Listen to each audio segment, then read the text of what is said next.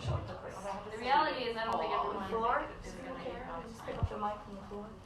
You can put a chair there. And yeah, we just started going live. I don't have a camera on that side. I don't have a camera on that side.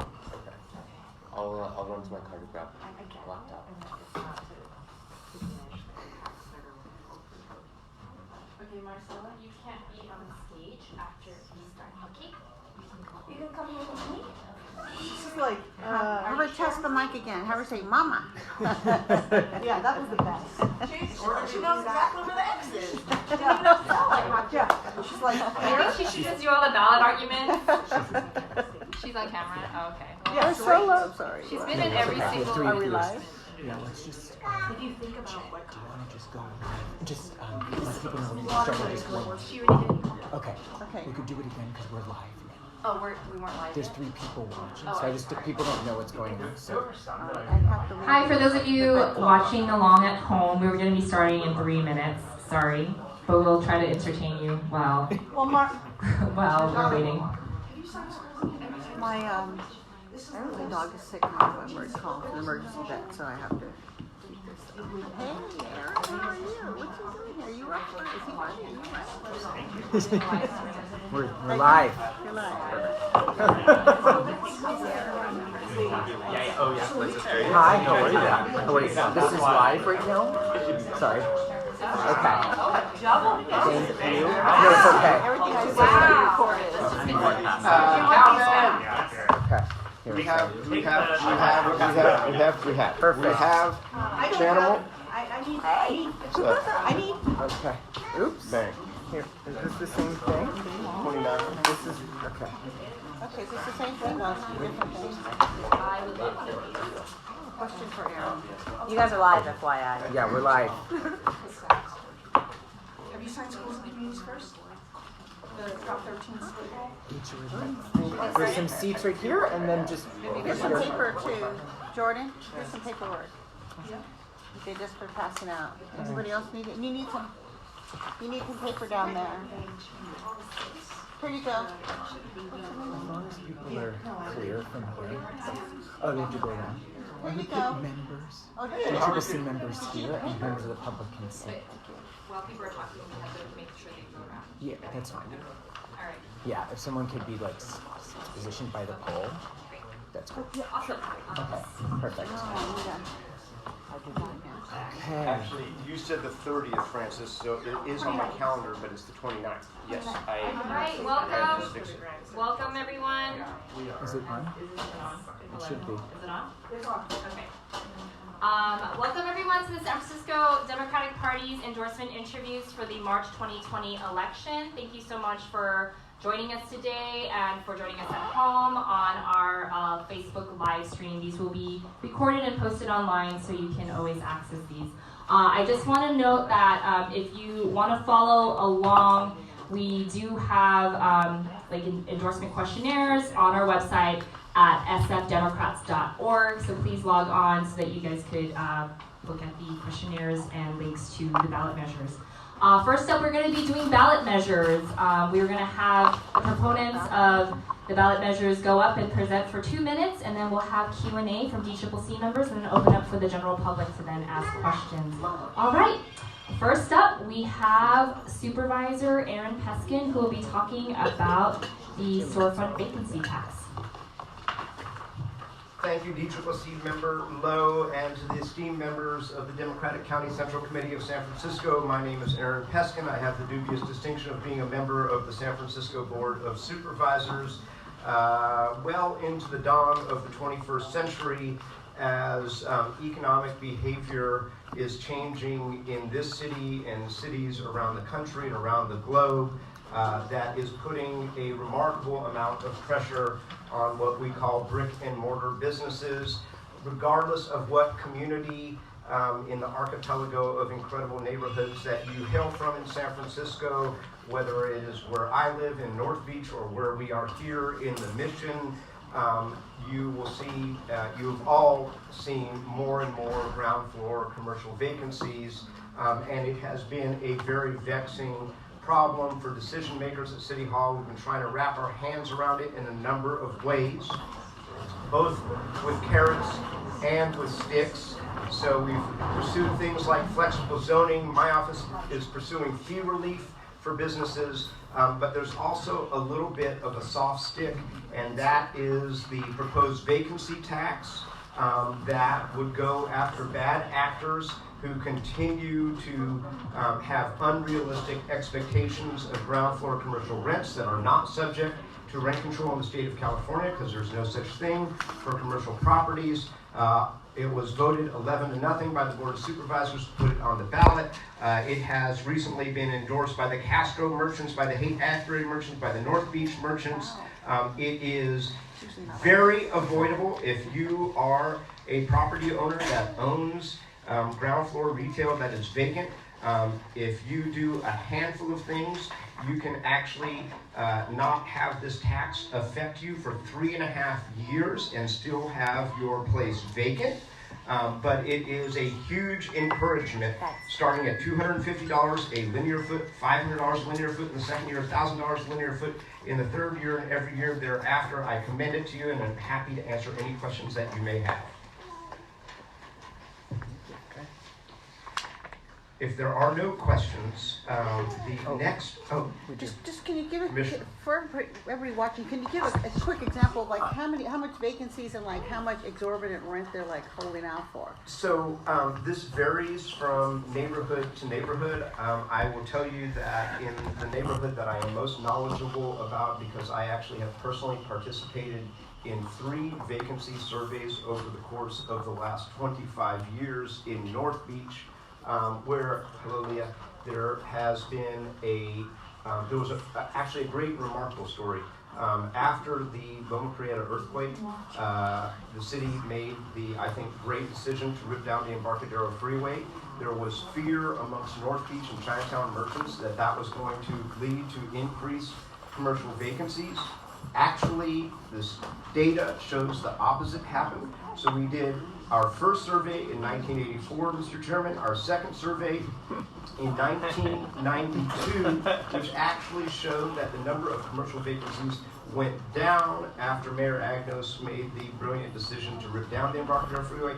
We have repeated that survey about every 10 years thereafter, and interestingly enough, sadly enough, we were at an all-time low 3 years ago of 5%. That has now doubled in North Beach, more than doubled, to 12%. There are 417 ground floor commercial spots in the North Beach Neighborhood Commercial District. And by the way, the proposed tax only applies to named neighborhood commercial districts and named neighborhood transit districts. So if you look at the map that is on the back of your 4-page sheet, it is only those slim, little beloved purple areas that this applies to. It is literally a smattering spread throughout the city, from Ocean Avenue to Terraville to Irving to Clement to, is that Lincoln or Judah? I'm not sure. Chestnut Street, Union Street, Polk Street, along the Columbus Avenue spine, and right where we're standing. I hope that answers your question. Yeah, thank you so much. If there are no other questions, and I am not doing anything that Jen will get mad at me about, the Board of Supervisors and the Mayor jointly put a public safety bond on the March 3rd, 2020 ballot. It is one of a continuing series of what we call emergency safety bonds, ESER bonds. Jack Gallagher is here to present it. I commend it to the Democratic Party of San Francisco and hope that you will endorse that and the vacancy tax. And I am off to the Alice B. Toklas Club. Everybody have a lovely afternoon. And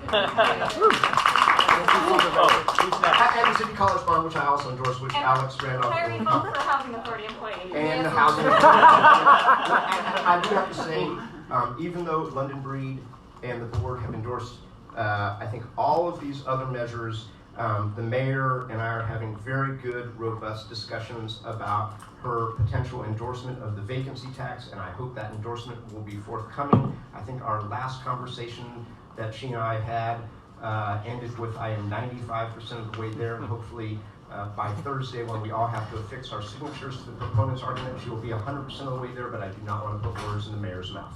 Mr. Gallagher, come on up here. And actually, I think we actually now have letters. I don't know what our letters are. Oh, Monday. We don't have letters yet. Not yet. Jack Gallagher. I'm with San Franciscans for Fire, Earthquake, and Disaster Preparedness. We're supporting the 2020 Earthquake Safety and Emergency Response Bond, the ESER bond. This will be the third bond. We had one in 2010 and 2014. This one is $628.5 million.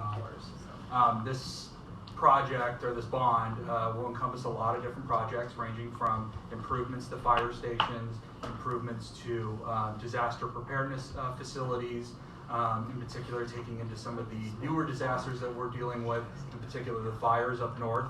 So preparing facilities to deal with clean air is something that we haven't had to deal with until recently. So that is something that's being taken into with this bond program. One of the other big things with it, and it's kind of hard to describe in 2 minutes, is what used to be called the AWSS system, which is the auxiliary water, and I'm missing the 2 S's off the top of my head, but it is the firefighter emergency firefighting system. It is a high pressure water system that is over 100 years old. And the first 2 bonds dealt with the current areas, mainly in the northeast corners of the city, because that's where most of the population was, in particular during the 1906 earthquake and fires, which really pushed the start of this system. And now we're at the point where we can expand, and particularly on the west side of San Francisco, where we're looking at areas that are proposing higher density and improving other infrastructure projects. So doing something like this is in line with some of the other infrastructure that the city has planned under the 10-year capital plan, where this measure came from. So this has been scheduled for a few years now, and if there are any questions, I know it was only 2 minutes and it's a large program, but if there are any questions I can help with, help answer, I'd love to help. So thank you. So we hear the same spiel every time there's a bond, you know, emergency preparedness, infrastructure. I mean, last time I think 1 or 2 of those bills was for 850 Bryant, which is still standing, is still working, and nobody's moved out 850 Bryant, and that's years ago. So you really didn't give us really any information of what's been done and what you actually have to do. And I don't understand when you say you need a bond for Northern California for those fires. For clean air, to upgrade facilities, disaster facilities for clean air. That's something we've never had to deal with. Nobody has HVAC systems and filtration systems in some of these facilities throughout the city. So this is something that we're going to have to compensate for, and that's what this program will do. To go back to 2010 and 2014, in particular for 850 Bryant, we had departments like the medical examiner's office was pulled out of 850 Bryant and are now at, I think, 100 Newhall with a new facility. Just recently. Yeah, just recently. And it takes, the problem with these programs, they do take some time to put in, but we've had successful programs with rebuilding fire stations throughout the city. In particular, one of the newest ones we had right in Western Addition on, I think, Webster and Turk. But not all facilities need upgrades like that. Some have had just seismic work done. Some of them have had plumbing and roofing work done, in particular some of our police stations in the past. But one of the other highlights that we had was, that's currently under construction, is the traffic center and crime lab. That was one of the things that's being pulled out of 850 Bryant, and that is something that the city is looking at. I think that that's more for the capital planning committee in the city to kind of give answers on 850 Bryant in terms of the future for that building in particular. Okay, but what about, so maybe it's they're really moving people out. It's taking time, but in particular, like the medical examiner's office, that whole section of the basement is wide open now. So maybe when you give this presentation to someone else, you know, you should say what's already been paid for and in the works and what needs to be paid for. And are any of the homeowners in San Francisco going to get any type of support out of this bond? So this bond is like the previous couple that have been passed through the city, where it will not increase property tax rates at this moment. But are they going to get any benefits out of this bond to help families who want to do new infrastructure or earthquake preparedness, you know, any type of loans or anything like that, or just for city facilities? These are capital improvements on facilities that are city owned. General obligation bonds pay for actual construction of projects. So, yeah. Okay, thank you.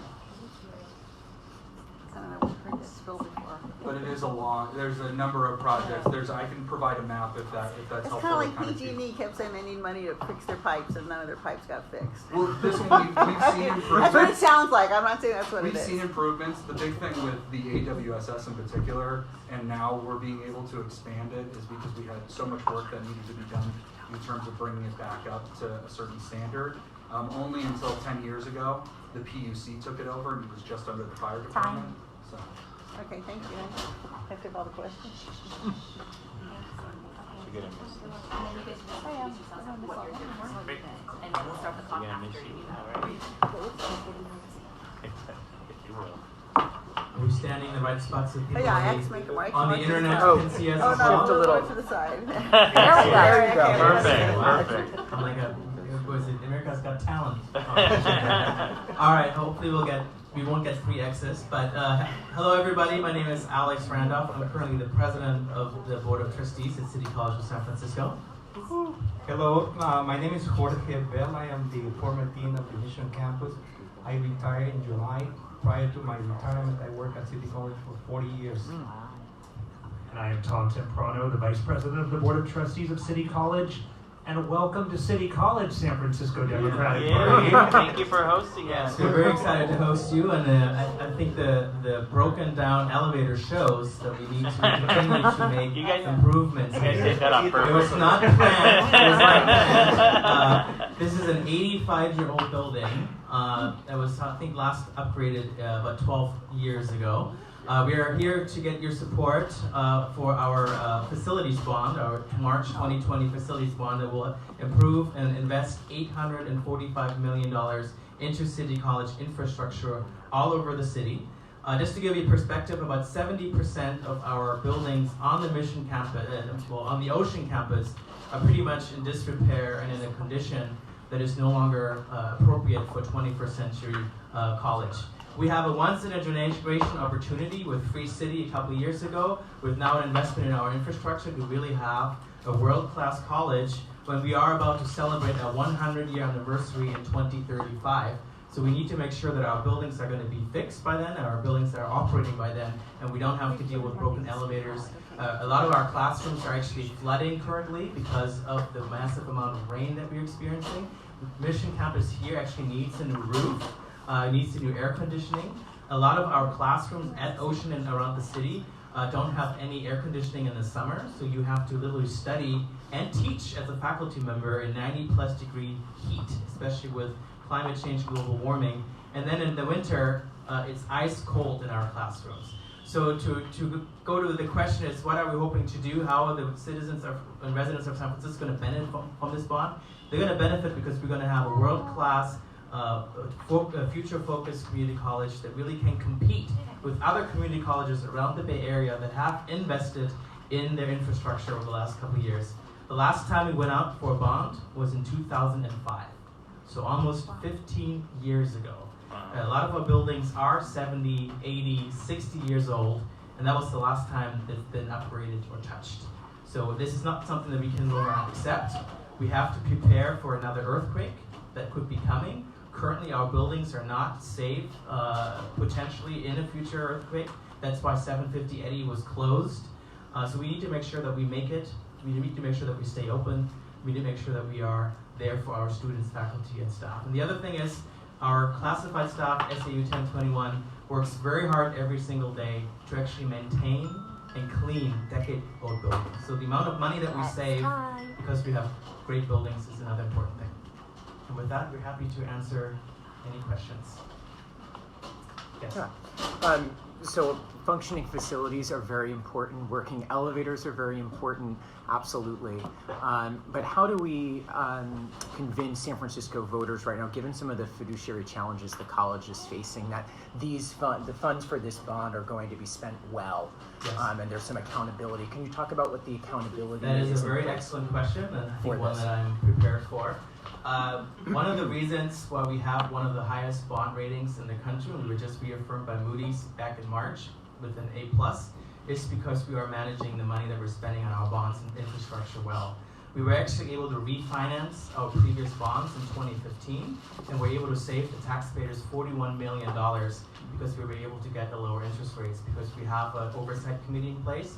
We are tracking actually the money where we are spending it, and we're actually spending it down and using it efficiently in the way that we're supposed to. And another thing is that the bond agency look at is how we're managing our general finances at City College, which is another important thing, because they want to make sure that the overall condition and financial state of the college is important. That's why one of the reasons all of us are up here is we're working with ART, we're working with stakeholders to actually find permanent funding for City College so that we don't have to deal with budget crisis after budget crisis every single year. We're making those financial oversights. Another important thing is that you're going to be considering as Democrats next year is hopefully a community higher education fund that we're working for to actually provide local funding for some of these classes that teach important community classes. And the School and Community First Act that's going to do Prop 13 reform that's going to bring hundreds of $millions to San Francisco and to City College for us to be able to teach classes in amazing facilities for the next 100 years for our residents and students to take. So I just have to say, I just paid my tax bill, and on that $300 teacher bill, partial tax hit. But there is a City College partial tax that's here for $99. I don't think that's 15 years old. I think that's relatively new. Is this partial tax different from the one you just mentioned? So this is a bond. It's different than the partial tax. The partial tax was the last partial tax was passed, I believe, in 2014. No, right. 2016. Oh, 2016. It's relatively new tax. And the parcel tax actually is not an investment in physical infrastructure. Okay. It's an investment in our classrooms. It goes to faculty salaries. It goes to additional support services for students. So the bond is solely to upgrade our physical infrastructure and facilities. But it says here the property owner will pay $11 property valuation during the duration of the bond payback. Just some clarity. If the homeowners are going to pay something, it's going to be an additional tax. It is, in order for us to upgrade public buildings, is that there's going to be a fee assessed. So if you have a $2 million home, you're going to spend about another extra $200 a year on this bond. But there is a direct benefit to you because you actually have classroom space that you can go to and take advantage of Free City. All right. So, other questions? I suggest when you guys do this, you should show, because you've already had bonds and stuff, what you've already paid for and what you really need, so there's a concrete plan that people can understand, because it's just another tax. Thanks. Thank you. I'm hurting from paying that bill.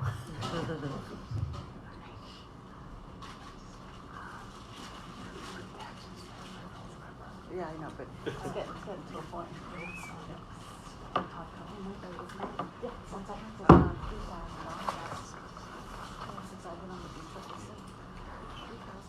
It's gone out the last 6 years. I'm leaving, I don't care.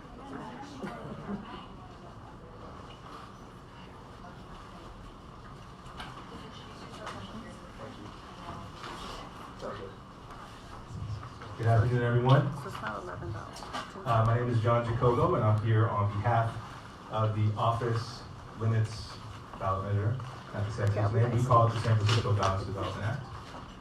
And the San Francisco Balanced Development Act is a revamp or adding some parts to 1986 Prop M. So in 1986, San Francisco voters decided that they were going to limit the amount of office development that we would build as a city. The one thing that at the time they did not account for was that we would have a housing crisis the way that we do today. And so what has happened every year from 86 to today is office development has been approved, and we have had office towers go up. So the 86 measure, not to get very wonky, but provides office developers with about 1 million square feet of office development every single year. And we are now pegging that number of office development with affordable housing. So the state has the regional housing needs allocation that says that we should build roughly 2,042 units of affordable housing per year. Our measure is saying if the city and county of San Francisco does not produce the 100% mark of affordable housing, we will drop office development the next year by the missing amount. So as a hypothetical, if in this year we only build 60% of the affordable housing that we need, next year there will be a deficit in office by 40%. And we believe this is a reasonable measure because if you live in San Francisco, as all of you do, you understand the crisis that we're in. And we need affordable housing, and we need to change the paradigm that the city operates under to ensure that we're prioritizing affordable housing for everyday San Franciscans. I'll add one more caveat that I think is important to highlight. This measure is not intended to just stop growth altogether. We put in a part in the legislation that would allow for any developer that builds the amount of affordable housing required by the city's planning's nexus for their development to be able to move forward on a borrow and pay back system. So they would take the allocation from present day and pay it back over the next 10 years by 10%, but their project moves forward because they're being responsible in building the amount of affordable housing they need for their development. It sounds like a great plan. Can you break it down to a little bit, another visual example? Like, so let's say somebody's an office person's cooperating 100%. How do you get affordable housing, and how does he benefit in an example? Yeah. So let's just take a current example right now. Let's say the Recology project. They are willing to develop their project and build the required percentage of affordable housing for their development. So without, and I try not to get wonky in 2 minutes, so pardon me, but for every 1 million square feet. We've moved to Q&A, so we've got a couple more. All right. So for every 1 million square feet of office development, given the city's Nexus study, we need 809 units of affordable housing. So using that ratio and breaking it down to the square footage allocated to any individual project, that same percentage is what they have to build to be approved and be able to move forward present day. And do they build it within their the office project, or they're going to give money to the city to build the affordable housing? How's that going to work? So what they have to do is actually either build it on their project or within communities of concern. Because the other reality is, if you build an office tower next to Millennium Tower, I'm not sure that I'd like to do that. Any more questions? I will make sure that you guys have all the information that we have. I'm available for questions after, so please let me know if you do have any questions. Thank you, guys. Thank you, John.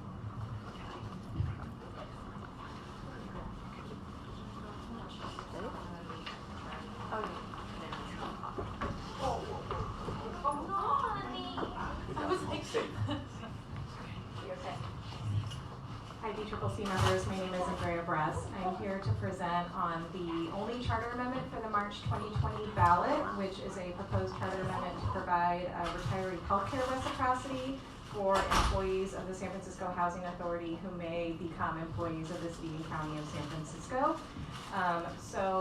Currently, as it stands, the San Francisco Housing Authority is going through a restructuring process as mandated by the Federal Department of Housing and Urban Development.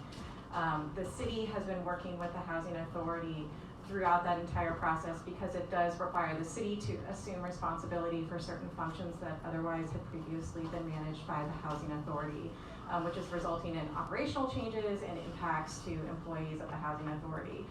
The city has been supporting the Housing Authority's negotiations with its labor unions, as well as providing services and support to help mitigate any impacts that are experienced by any of the Housing Authority employees.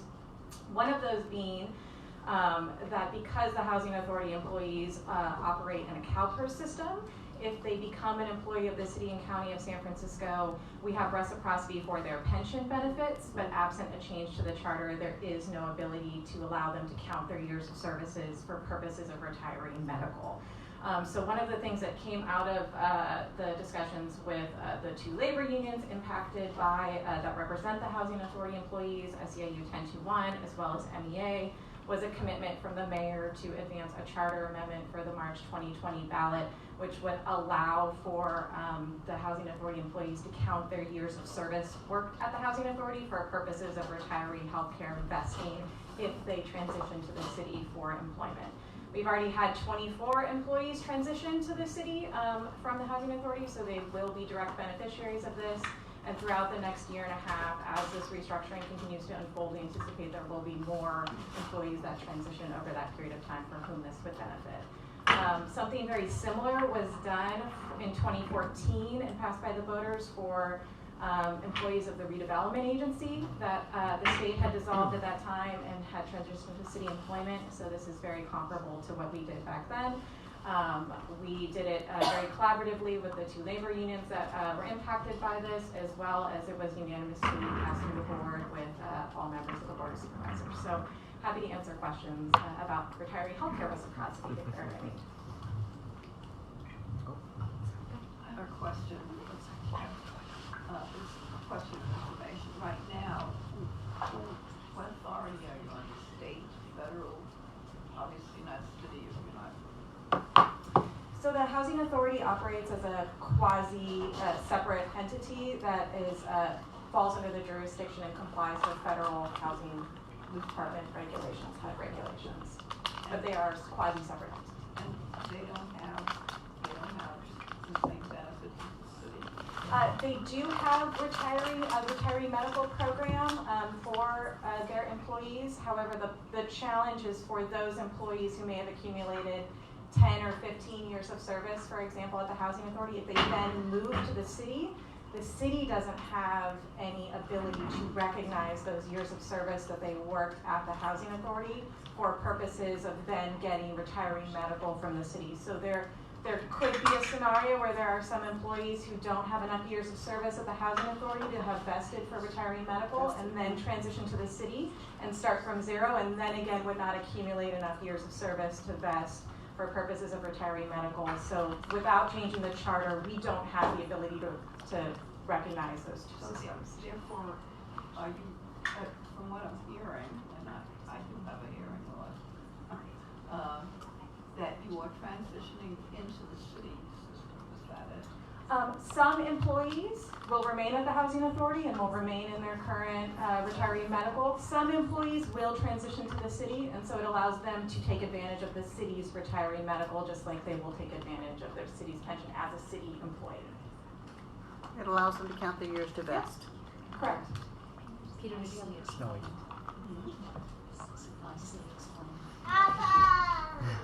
Do you have a question, Jennifer? Just a quick question. So, what, like 5 years ago or something, we did this with Prop D. Is that similar? 2014. It's exactly the same. Okay, great. Almost exactly the same language, some different dates Great. and different applicability. That's why it sounds so familiar. I may have done that one. Thank you so much. All right. Any other questions? Okay, great. Thank you.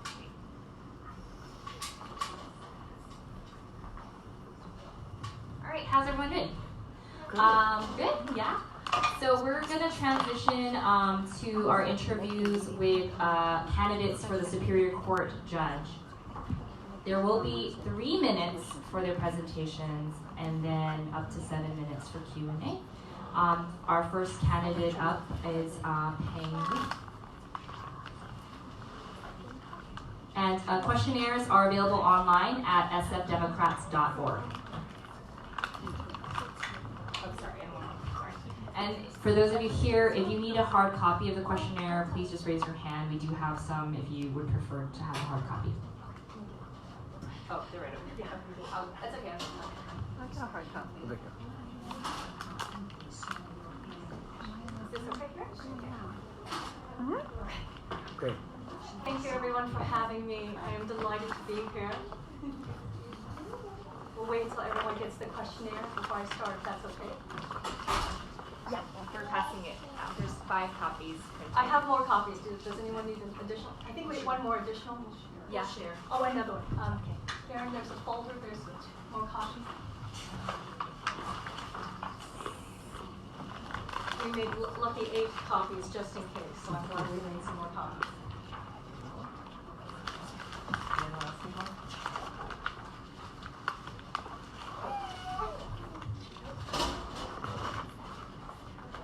Good afternoon.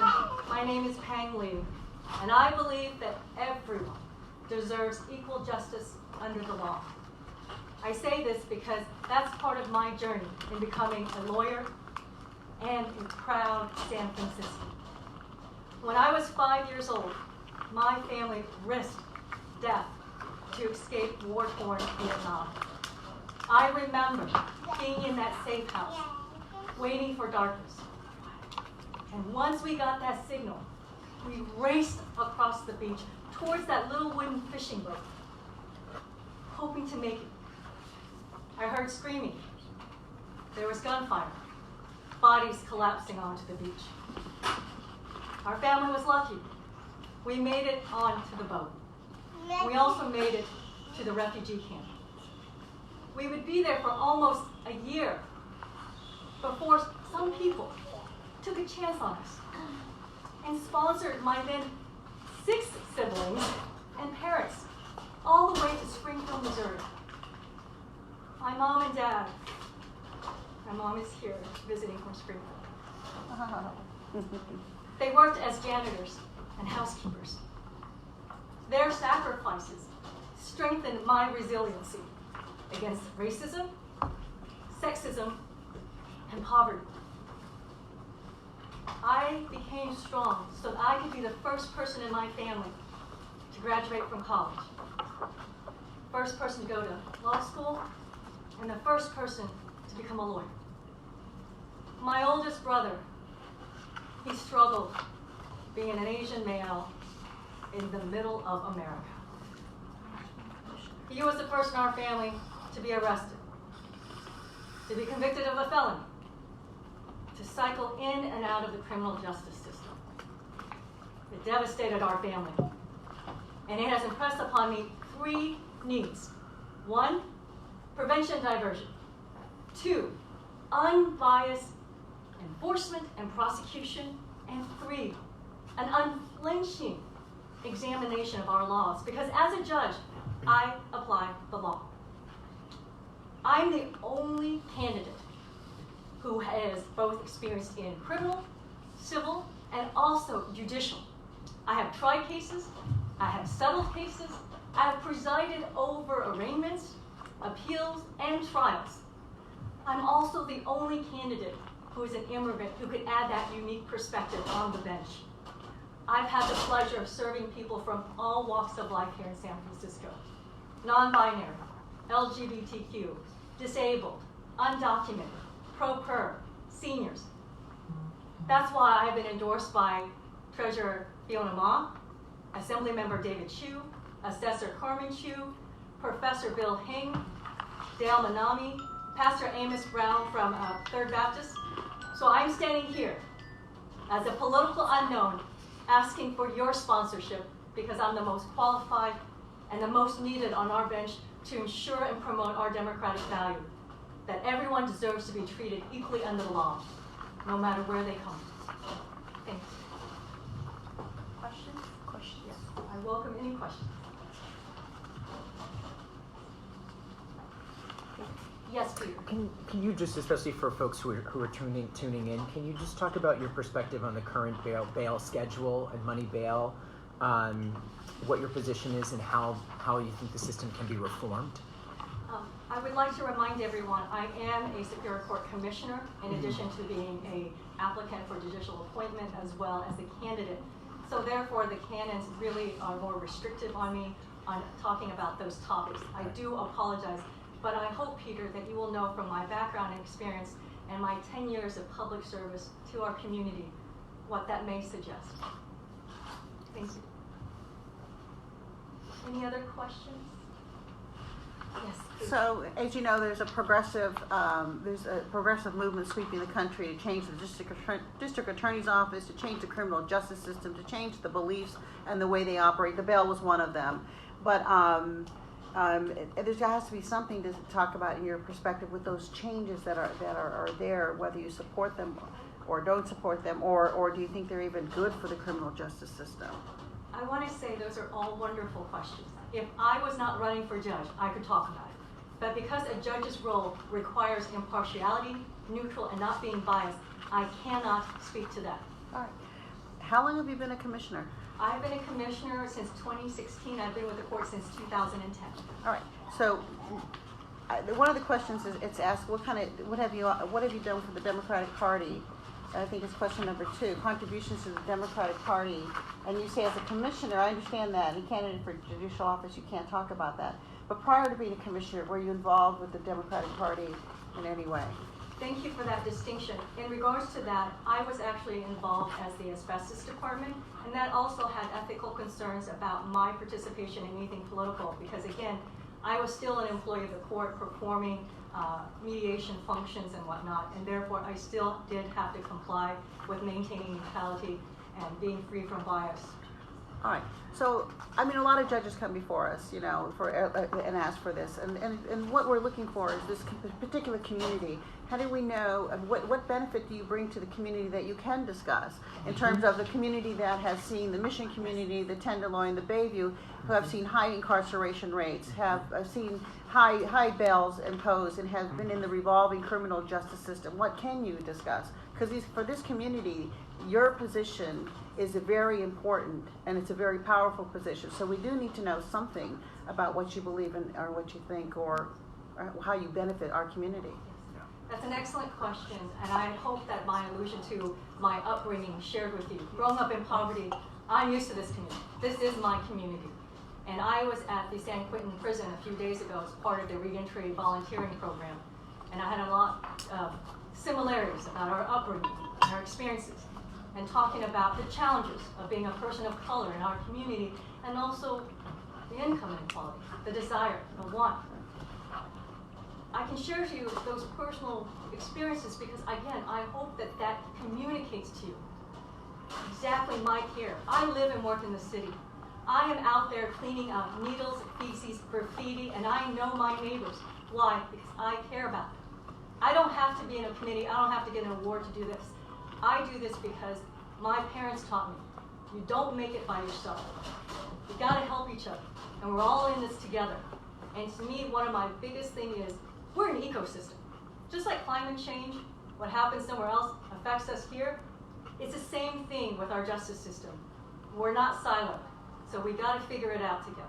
And I'm committed to doing it, and also my experiences tell you I'm tirelessly committed to it. Okay. Thank you. Oh, yes. Yes. Hi. During the time that you have been in relation with the court, SIU 10-1 and I think Local 21 all have had big labor struggles within the court system. Have you taken any action regarding any of these labor issues that have happened in the court?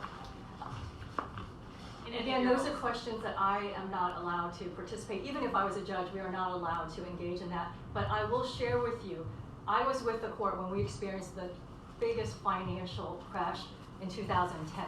We had to lay off people. It was devastating. The court system does not get the respect for its budget. And without a budget, we can't have people who need to do the work for our community. So it matters that when I become judge, that I respect and understand the budget. Because again, we want working families who can live and be a part of the solution. So to me, that is important, and I hope that the executive branch and the legislative branch respect the judiciary branch need for that budget. Thank you. Any other questions or concerns? Thank you so much for this courtesy. Thank you. Thank you. Thank you very much. She's right there. Shut the door.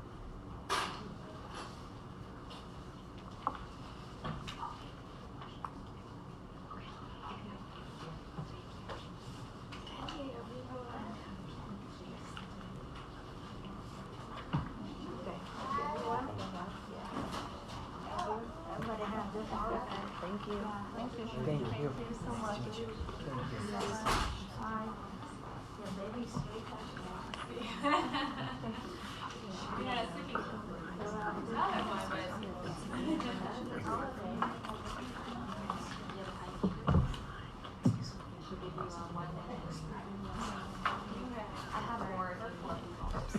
Can you grab that? Oh, this, sorry. Yeah. If you need those. Oh, perfect. That'll be good. Well, today's the day.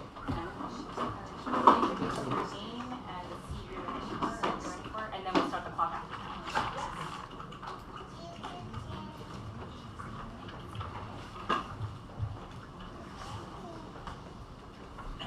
Good afternoon. My name is Maria Evangelista, and I'm running for Superior Court Judge Seat 1. I'm wanting to ensure that the courts have representation from the community on them and that they provide equal access to justice to everybody, regardless of gender, financial, economic status, sexual orientation, and I have shown that over the course of the last 17 years as a deputy public defender. I have defended people and provided equality in the courts for them. Over the last 17 years, I've tried over 50 jury trials and I've litigated thousands of cases. That equal access to justice that I've provided for them is the same equal access to justice that I would provide on the court. Now, I understand that being a judge is no longer going to be the role of advocacy for me. I'm going to be a neutral arbiter, and I'm going to bring the values, however, that I have. And the values that I have are the values that were given to me by my family and my community that I grew up with. My family came from Mexico. My parents were undocumented farm workers and came up to San Francisco to work as laborers. And one day, my dad came home and my mom was gone while she was pregnant with me. And they said that they deported her because they were intending to deport somebody else. My dad voluntarily deported himself and brought her back. And they could not go back to the mission. They hid in a building in the south of Market area, the LGBTQ area, which is an area where ICE wasn't going, only 2 blocks away from the Hall of Justice. And I grew up with the values and the community and the surrogate family of the LGBTQ community, the leather daddies, the transgenders. I walked everywhere, every day on my way to school, walked past the Powerhouse, the Eagle. That was my community. And they gave me a sense that fighting for equal rights was a good thing. And my community helped me to do well in school, and I became an intern at the district attorney's office for 3 years, working in domestic violence and elder abuse. And with the help of my community, they helped me become one of the first Mexican American women to graduate from Vanderbilt Law School. I came back to San Francisco to serve my community. And the San Francisco Bar Association last year rated me well qualified to be a judge. I believe that I am the only candidate that thus far has a ranking from the San Francisco Bar Association, but that isn't what makes me special. What makes me special is that I've dedicated my entire life to serving the community through one capacity or another, and I believe it is a privilege to come back and be a judge and serve the community that served me so well. But I can't do it without the help of the DCCC. With the help of the DCCC, I can become the first Mexican American woman to ever be elected to the Superior Court in the history of San Francisco who was not previously appointed. And I need the help of every single one of the DCCC members. Thank you so much.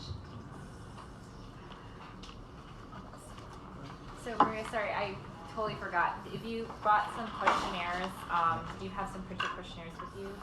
I do. They are downstairs. I can bring them up. Oh, okay. Yeah. It's okay. It's available on. You don't have me with you right now. Okay. But it's there. But it's online. Available online. They're available online. Okay. Well, I'm going to ask the same question I just asked to your opponent, which is just about the current bail schedule and money bail and your perspective on that in terms of reforming the current bail schedule. Right. First of all, I'd like to say that I am running in this race, and I feel like I'm not running against anybody. I am running for something, and I don't feel like we're running against each other. I feel like we're both running towards the same thing from very different perspectives.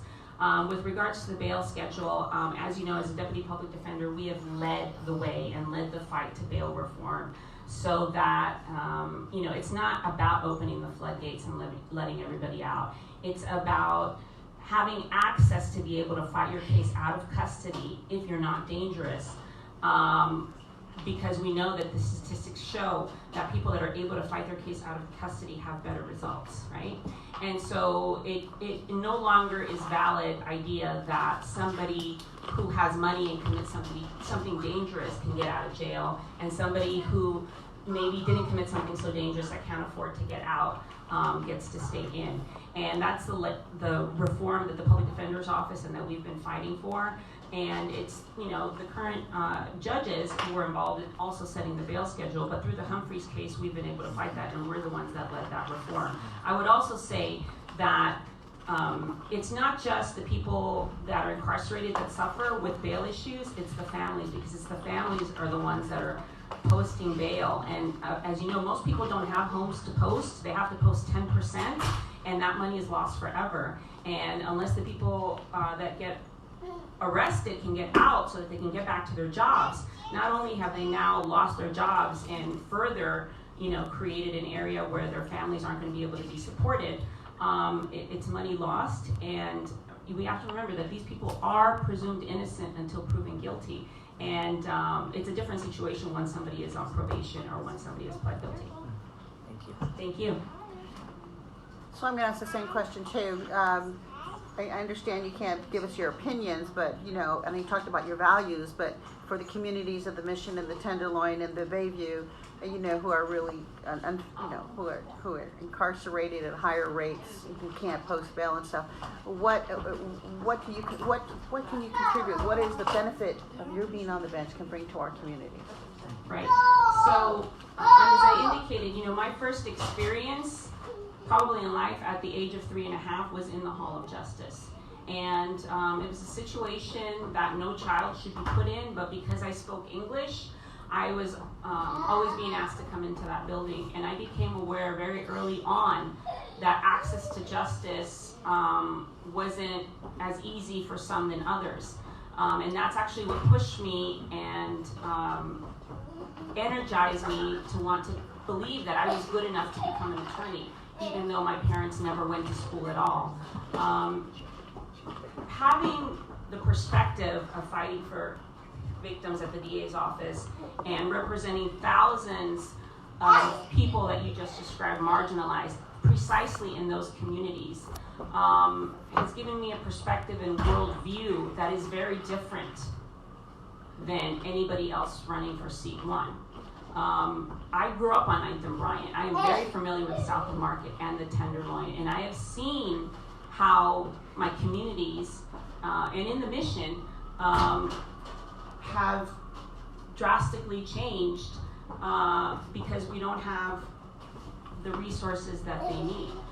I bring that set of values of understanding, and as a judge, you have to understand, we have to be neutral, but what that means is that we have a perspective that says, I'm not going to discriminate against you because you're poor or you're different. What being unbiased or checking your bias means is that you're self-aware of it, and you're going to give them just as equal opportunity in the courts as you would to anybody who is super rich or able to post bail.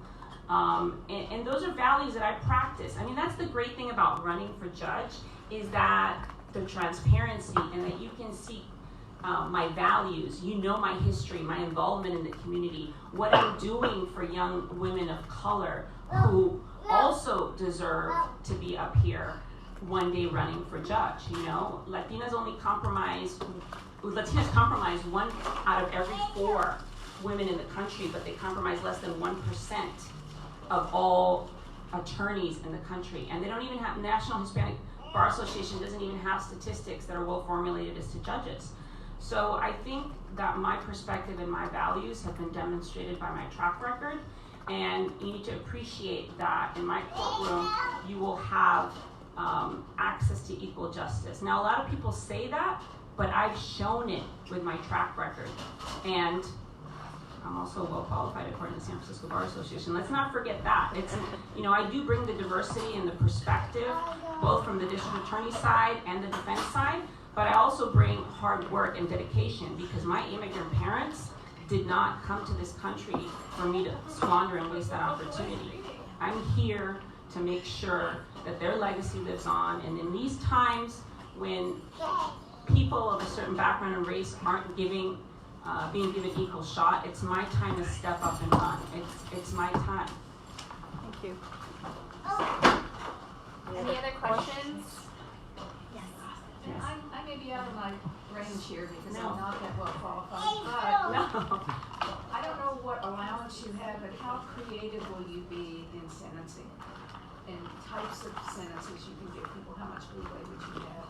So that's a really good question, and basically under the canons, I can't say or sell my vote. I can't promise you what I would do, and nor would I want to, even if the canons didn't exist, because I can't promise or sell my vote. As a public defender, I have upheld the Constitution one human being at a time for each individual. As a judge, I have to uphold the Constitution for everybody, for the people, by the people. But we do know, and I know because I've been a deputy public defender, a lot of people don't know, and jurors come to find this out when they come in and don't realize that any given law could be probation up to tens or dozens of years. So I think that in the collaborative sense, when a district attorney brings a case that's fairly charged and he's ethical, and a public defender thoroughly investigates his case and brings his A game, and a judge who is fair and impartial, but also qualified, comes and brings their A game, together they're going to come out with a semblance of what justice is. Because remember, as many problems as we have, and as broken as some say that the system is, we still have the presumption of innocence, which we don't have in Mexico. We have the presumption of guilt. And that is something that I embrace, and that is something that I'm so passionate about, and that's why I'm going to keep fighting until this happens. So that's what I can promise you. Thank you very much. And yes? Oh, are we doing questions? Yeah. Oh, yes. Are you doing a question? I do, but I didn't expect to be like that eager Oh, yeah. about it. Just one last question. Yeah, one last question. Yeah. Thanks. Sorry. So the labor unions have had a lot of difficulty with court funding, and one of the there's been scenarios where judges are asking for furniture and for upgrades in the kind of their Accommodations. Thank you for the word I'm looking for. Meanwhile, like, workers are being asked to take layoffs, to do double work, clinics outside are closing. What would your perspective be, or how would you navigate the situation as a judge when there's like layoffs, but some of your colleagues might be asking for these kind of accommodations for themselves?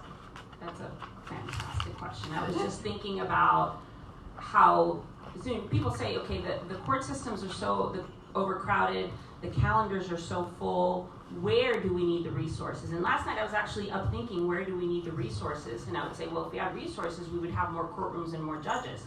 But, and I didn't get to touch on this, but I actually grew up in a union household. My dad was a laborer for 261. And because of that collective of basically blue-collar workers coming together, working with their hands. My dad built so many of the beautiful buildings that you see in San Francisco, but he never went to school. And I learned how to learn on my own. And so I appreciate, and the reason I was able to go to law school is because we had to scrape and get by. Every job I've ever had, I've brought my own furniture, and I'm quite okay with that. My first suits were out of Goodwill. And it's all about how you wear them and what your argument is, not what you're wearing. It's not about the table or the desk.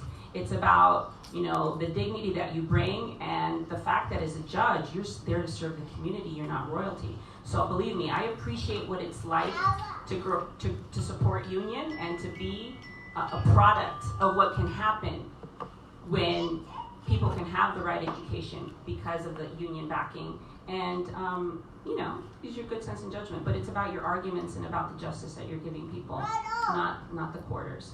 Thank you. Thank you very much. Are we out of time? Yes, we're out of time. Okay.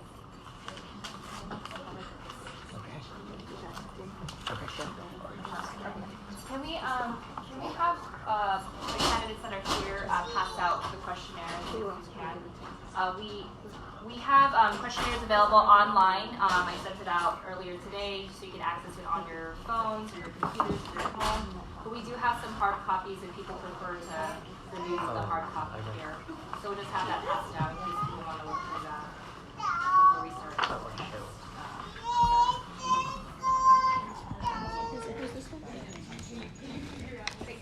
All right, next we have Michelle Tong, who is running for seat 18 for Superior Court Judge. 3 minutes, timekeeper is here, and then we'll have Q&A. Thank you. Good afternoon. My name is Michelle Tong. I'm a public defender in San Francisco. I'll be there 16 years come January. I thank you, first of all, everybody, for inviting me to participate in this process. I want to share a little bit about myself. I have been dedicating my legal career to every single person in the city and county of San Francisco for over 20 plus years. Before law school, I worked at the Asian Law Caucus, and I did immigrants' rights. I helped victims of domestic violence file for self-petitions under the Violence Against Women's Act so that they wouldn't have to wait through the 2-year period and stay in an abusive relationship just so that they could get their green card for fear of being deported. I've filed dozens of those from people all over the country, not just APIs, but people from all over the country. That's when I fell in love with public interest law. I knew nothing about lawyers. I didn't grow up with lawyers in my family. The way many of us have grown up, we always saw the law as something just to obey. We're intimidated by the law. We never understood, and my family still doesn't really understand, that the law actually has been used historically in our country to expand the rights of those, to not just look at the black letter law, but to see that when it's not excluding people, that it can protect us and it can encompass us. And that's when I decided I was going to dedicate my life to doing public interest work. I go to law school. I did go to law school with the intention of becoming a public defender, learning criminal law, as well as having an immigration background. I was thinking that I would do immigration, which is very in right now. It's very necessary. We have an immigration unit in my office that Jeff had actually had to lobby very hard to get. But I didn't leave trial work. I fell in love with trial work. I struggled with the bar for some time after I graduated, and I worked at the Eviction Defense Collaborative, and I got to see this whole aspect of landlord-tenant law that was actually part of the caucus, but I didn't work in that project, and I got to work with people that were getting evicted from their homes, and educate them, again, about access, not just fear, but access to the legal system, teaching them how to go to court and retaliation and file and advocate for themselves, the responses, so that they wouldn't get kicked out. I've been a PD for almost 16 years. I've tried over 50 jury trials. I've spoken to thousands and thousands of San Francisco residents, city and county voter registers. And it is, now I'm part of this process. I drive throughout this town, and when I talk to jurors and they say I'm from this neighborhood, there's a list of questions in the courtroom. State the neighborhood that you're from. I can go through these neighborhoods, and this is our community. And I'm the only candidate in this race for seat 18 that not only lives in San Francisco District 1, no shade on other districts, but I do love my district, but also that has worked and dedicated and will continue to work in this city and county for all of our community, San Franciscans. So I would be honored to be endorsed by the DCCC. I am the best qualified for this seat in this race. Questions? Hi, Ms. Tong. My name is Malia Cohen, and I have a question. It's mostly coming out of a place of ignorance. Could you tell me how you came to select seat 18 as opposed to 1 or 21? Right. So this is interesting. This is kind of historical. There's only I think the last time there was an open. Oh, sorry. Oh, yeah. Sorry, in trial, you're walking all over the place. So the last time there was an open seat election, I think it was 2 years ago. I flipped the switch. Yeah. There you go. Sorry. Okay. And so prior to my filing, there was only 2 open seats that I had heard about. I think it's 1 and I don't know the other number, but the other 2, not my seat 18. And I was very confused. People kept asking me, there's 2 open seats, and then people were encouraging me to run, and I didn't understand because of the numbers. So, and I knew other people were running. I'm like, no, I'm not interested this time. And then I found out more recently, closer to the end of the last election period, that this 3rd seat came open, which was Judge Robertson was the last to retire. Because when I was told that before, he hadn't retired yet. So it just wasn't necessarily on my mind at that time. I was involved in Chase Levine's campaign. There's been a lot of transition in my office with the passing of Jeff, to be honest.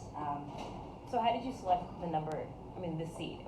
Was it arbitrary? Was there thought to it? Is there a criteria that you have to satisfy to meet the requirement?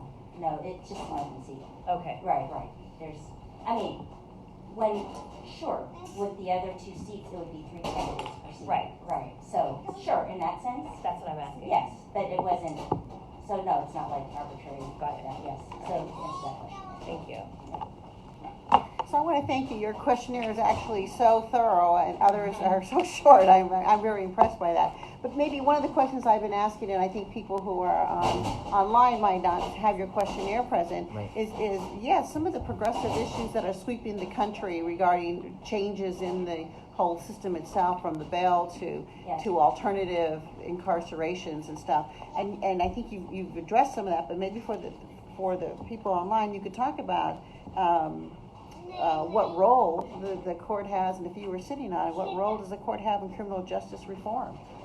I mean, the role that the court has in criminal justice reform is what, in some ways, what I see every day. I've been going in and out of the halls of 850 Bryan Street for 16 years.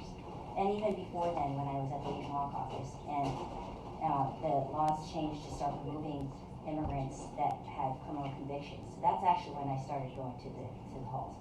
So as a judge, I would be on the other side seeing the same thing that I've been witnessing for over 16 years. And to be thoughtful about what is the big goal, right? Of course you don't want to you're not opening the prison doors and letting people run wild in the street. And that's the thing that I've always felt has been frustrating. Like as a defense attorney, just because I'm advocating for my client, I've often been, the response has been, as though I'm being, asking for something unusual or crazy. And I have to tell people, I'm not asking for a dismissal. I'm not asking for my client to, live wild and free. He or she will suffer the consequence of the responsibility, take responsibility, and let's create something alternatives, because clients themselves, family members, justice partners, have constantly said to us over again, I've had clients say this, I can take the deal, Ms. Tong, but when they let me out, where am I supposed to go? Like, what am I supposed to do? Like, they're happy, but it's like, there's nothing out there for me. So, as a judge, I've tried to do what I can. Like, look, partner agency, where can they go? Is there a source that we could set up to meet them, as simple as meeting them at 7th Street when they come out?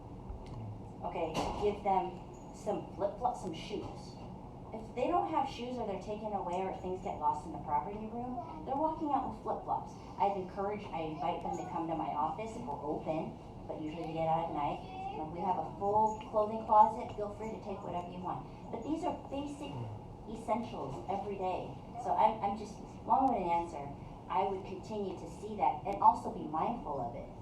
That it's not just a plea and let them out, OR and let them out, okay? It's, where's the gap from release to them resuming their life? It takes, I hear clients tell me it takes up to 2 days just to get back to basic things such as reconnecting their cell phone.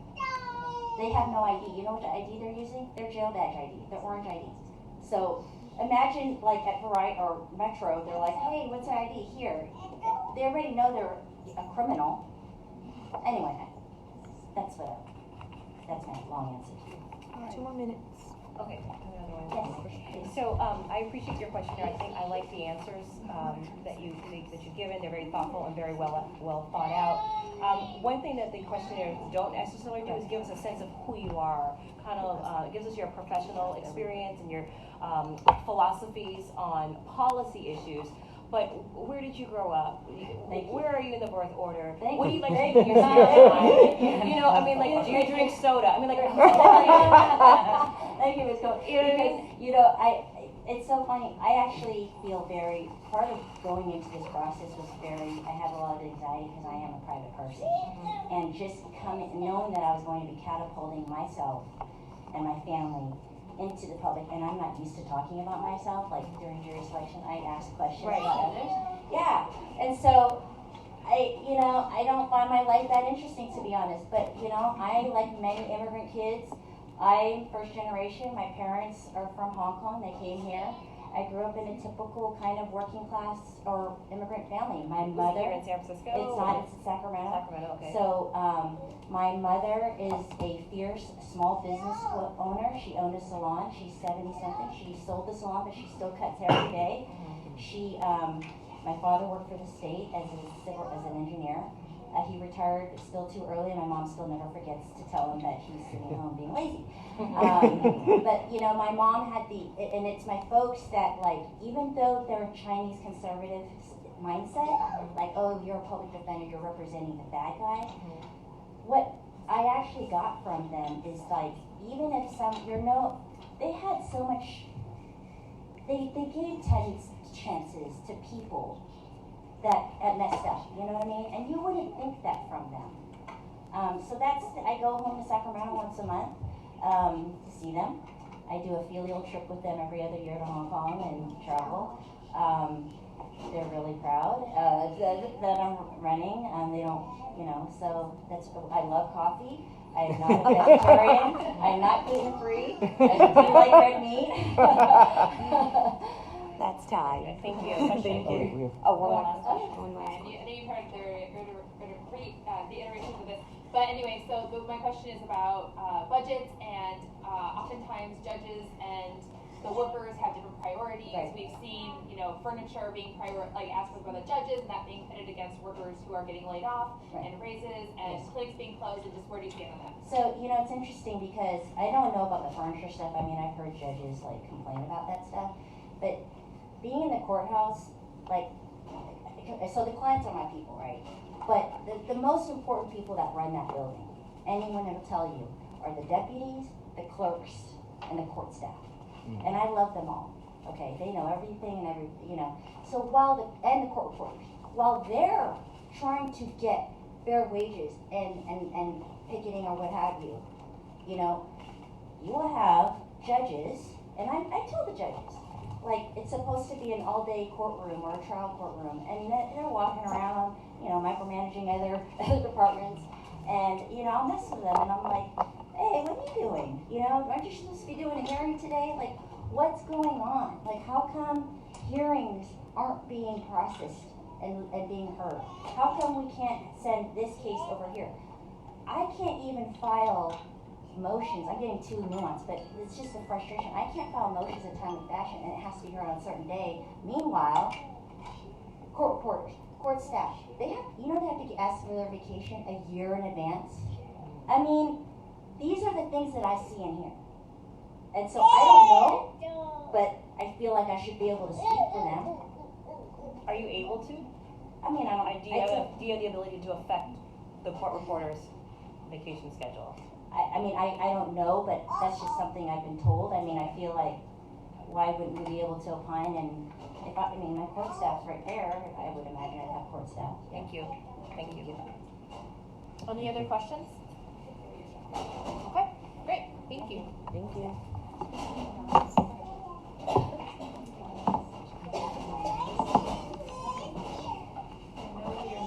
I was told to bring 5 copies, but I have 6. So who wants my extra copy? Thank you. We'll share it. Thank you. I'll share with you. Okay, wait, share with us. Okay, we'll share. Thank you. After she shares her name. Good afternoon. Thank you so much for allowing me to come to this interview to tell you a little bit about myself. My name is Dorothy Chow Proudfoot, and I'm running for seat 18 in Superior Court. I'm running for the seat because You might speak a little louder. There's the banging out there from the rain. Okay, I can speak up. Yeah, you're being recorded. All right. I'm running for the seat because we need a judiciary as diverse as the communities it serves. Improving racial and gender representation on the courts will help assure the public that they can have confidence that their cases will be heard, that they will have a fair shake when they come before the court, regardless of where they come from and regardless of what side they're on. I believe that it's important for our courts to not only have diversity, which is representative of the community, but also that the judges be fair, ethical, experienced, and impartial, so that they can protect the rights of everyone that comes before them. I am an administrative law judge at the San Francisco Rent Board. I work for the city and county of San Francisco, and my cases come from all over. I've presided over 200 cases, so I'm already doing the work of a judge. How did I get here? I was originally raised in Southern California. I am the second of 3 daughters of Chinese immigrants who emigrated here from mainland China through Taiwan to the U.S. For educational purposes.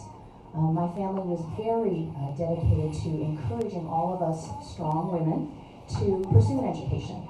My sisters are actually both doctors, one of whom lives in the city here, one who lives on the East Coast with her family. I went to Berkeley for undergrad, and that's how I came to the Bay Area. At the age of 17, I packed up everything into the family minivan and we drove up here. I loved the Bay Area, so I stayed. Met my husband in the Cal Band when I was in college, and I actually went to law school at Berkeley as well. My first internship was at the San Francisco Public Defender's Office, and then I went after graduation to a civil law firm to get a different range of experience. After that, I followed the work of public service and went where I got offered a job, which was in Lee County at the District Attorney's Office. So after my 2 years of civil, I ended up doing 16 years of criminal practice. As a matter of fact, yesterday was my 20th anniversary of being a licensed attorney. I have been an administrative law judge for 2 years now, and I have made that transition from being a fierce advocate, totally dedicated to representing the people as a deputy district attorney, to now understanding that what's more important is not advocating for my position, but to listen. It's important, if you want a fair and impartial judge, that judge listen to everyone's story and take that into account. I have been endorsed by the Judge Robertson. When he decided to retire, we had a conversation. We talked, he got to know me, he looked at my work, and he has endorsed me for his seat.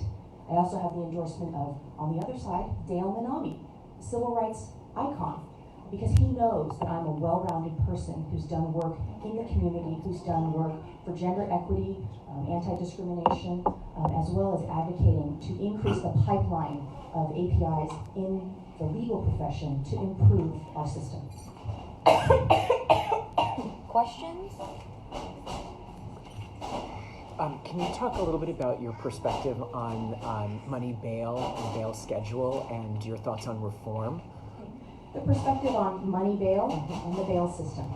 I'm sure you may have already heard this disclaimer, but the judicial canons do prohibit all judges or judicial candidates from taking a position or making public statements that would commit them to a position on any issue that may come before the courts. Since the Humphrey case is actually before the California Supreme Court now, I can't speak to any of those specifics. But what I can say is based upon the information that I've gleaned in my studies about bail reform. And what I have noticed is that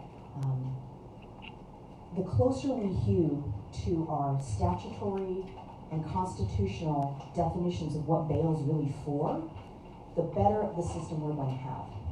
And in the statute, 1275, it indicates that the primary consideration is public safety. It's not whether somebody's going to come back to court. It's about public safety. So all the things we can do to improve the public safety outcomes are the ways we improve the bail system overall. One of the concerns is with risk assessments and trying to use technology to harness these informational tools is really important. But what's also important is to remember that there is implicit bias built into the institutions. There's implicit bias built into technology as well. Unfortunately, a lot of the AI that everyone's touting, you have to be very careful that those are not based upon circumstances that are grounded in institutions that have traditionally not treated people of color or people of lower socioeconomic status as full and equal participants in our system. So those are definitely things that people should be keeping in mind and looking for better solutions. Thank you. Could you expand a little bit? Hi, my name's Malia Cohen. Could you expand a little bit more on your list of endorsers? I only see Scott Wiener, David Chu, and Mary Jo there. And then you mentioned Dale Magami and Roberts. Yes. Yes, I also have the endorsement of Victor Fong, who was actually the last judge to be elected in an open election in San Francisco in 2016. I've known Victor for many years. We have worked together on the Asian Bar Association type of work, as well as doing hate crimes. I was in Marin, he was in San Francisco at the time, and we had worked together on task forces to work on hate crimes. But Victor, Judge Wong, knows my character, he knows my values, and I'm very proud of his endorsement. So one of the things that I'm looking for when candidates come before us is I'm looking for a broad base of support. I'm looking for, obviously you have many in the Asian American community, and they all seem to be pretty moderate. I'd like to know where your support is in the African American community, Latino community, LGBT community, who else am I missing? Transgender community. On the progressive side, I'm looking for something that's really, a candidate, to support a candidate that's really representative of the diversity and the complexity of San Francisco and the San Francisco environment. So maybe you could speak to that. I mean, I see what you've listed, but if there's more or anything else. The judges you listed, I don't know them, so they're not that helpful to me, but. No, a lot of times people don't know who their judges are, and that's why it's really important that people get to know who the judges are. I agree with you. As I'm going through this endorsement process, everything is still in progress. You may have heard that from other candidates as well. But I do have support from various other communities. One of the judges listed on my endorsement is actually a retired administrative law judge named Leila Harris, and she mentored me when I came to the rent board. We shared an office. And she is a strong African-American woman. She went to Stanford. She went to school with Doris Cordell. She really was pioneering in showing that a judge who's fair to all, a judge who is courteous, a judge who has the highest ethics, can come from any part of the community and should come from every part of the community. Thank you. I also have the endorsement of, if I'm thinking about my list correctly, Chief Administrative Law Judge Kristen Rosie. She is out lesbian, and she's not my only supporter in the LGBTQIA community. Got it. Thank you. So we've heard from other candidates about, I guess with this race, residency is not a requirement. Right.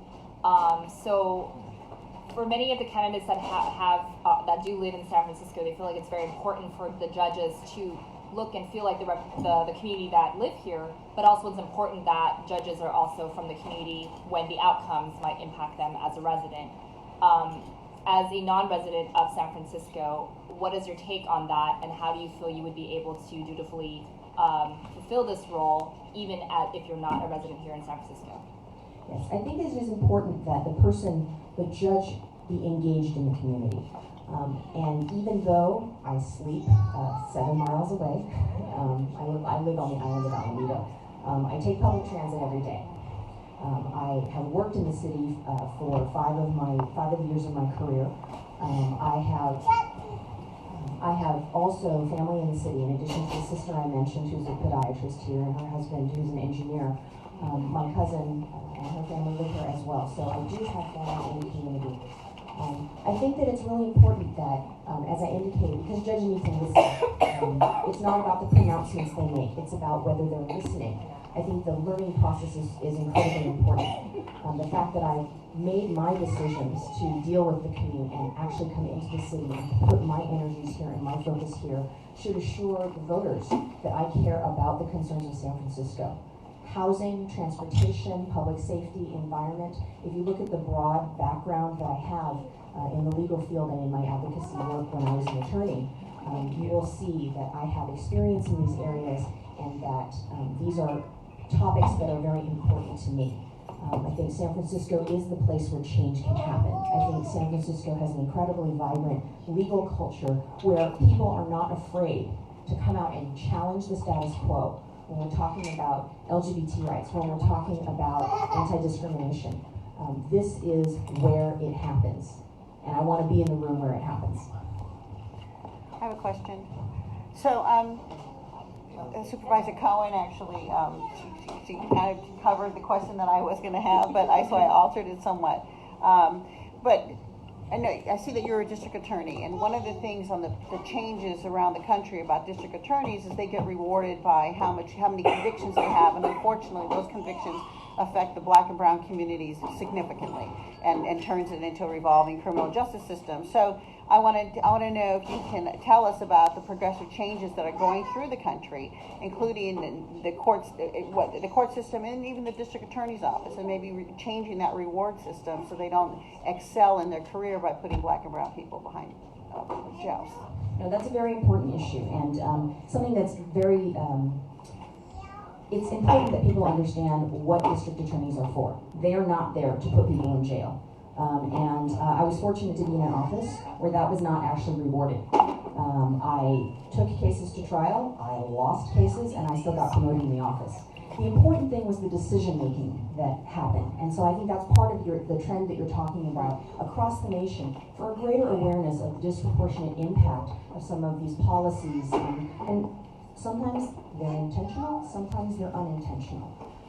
But the impact, the disparate impact on communities of color. And so for me, because I am a woman of color, and I worked in an office in a county that was not diverse, if you know anything about Marin County, I think it's only 5% Asian and maybe 3% African American, maybe possibly a little bit more Latino. So it is not diverse. And so coming there with that perspective and pushing within my own office was really the key. One of the reasons I became a DA was not to put people in jail, but to try to do justice. And something that greatly influenced me was when I was still in law school, I went to a symposium that was put on by the African American Law and Policy report, and there was a young African American prosecutor who got up and said, look, I take a lot of flack from my community when I go back and visit, and they say, why are you helping to imprison our brothers? Why are you working for the man? What is wrong with you? And his response really struck me. He said, look, if you want to make systemic change, you need to do it within the system. Fighting each case one case at a time is honorable, important work, because we're talking about individuals here. However, if you want to make greater changes, you can do it if you're in a position of power. And I've never forgotten that. And that was the reason that I wanted to be a DA, so that the person sitting there deciding whether to file a case or not could look at it from that perspective. And so that's an important part of the work that I think I was doing when I used to be a DA, but then also across the nation people need to be aware of. Okay, thank you. I'm going to ask your last question. You know the questions of budget issues, but unions versus furniture, and kind of where would you fall on the budget question reports and judges doing their budget reports? Yes. I do have a couple of things to say about that, and that is I'm an honorably withdrawn Teamster, so I do have a union background. I've had to withdraw from Teamsters when I started my current job as an administrative law judge because we have a different bargaining unit. But I was Local 856, and my father-in-law, retired firefighter from Contra Costa County. My mother-in-law is a retired substitute teacher. And so I'm very aware of issues of labor, issues of the working class, people who are really the backbone of our communities. And so this idea of prioritizing people over things is something that has been a part of my life. My dad actually, he's a retired pastor, so I have that background. He's It's okay, Peter, it's okay. His influence was about understanding people where they come from and just being able to talk to people and understand what their issues are. I understand there are different buckets of funding, state funding, county funding that can go into these things. I think judges do have an influence. Judges have to be cognizant at all times that they are considered to be leaders. They are considered to be people of influence. And so to speak up for those who you work with, to speak up for those without whom you could not do your own job, I think is the obligation of every judge. So in these issues about whether the funding is placed appropriately, whether it's prioritized, I think budgets are a statement of values. So when you put your money in your people, that's where you're going to get the best results. Thank you. Thank you. Thank you very much. I really appreciate the opportunity to speak to you today. Thank you. Thank you. Thank you. And then they both. They both fell. Thank you. Good to see you. You look so pretty. Thank you. It's good to see you too. As a good one. What's your name? Hans. Maria. I know we've had conversations. Yes, but but in person. Well, thank you so much. Thank you. It's so good to see you. Hi. Pretty good. Busy. This is wrapping up for food. Can we take just a 2-minute break? Yeah. What kind of restroom? Okay, Is the sure. restroom nearby? around the corner. Okay, or you can start without me. I'll Okay, just sure. join you. I'm going to press up the questionnaires for this candidate and her supplementals, also available online. And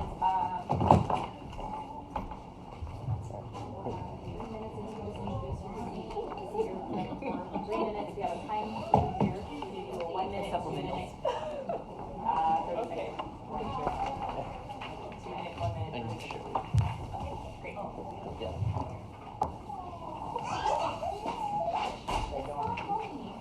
Are we ready or should I wait for a minute?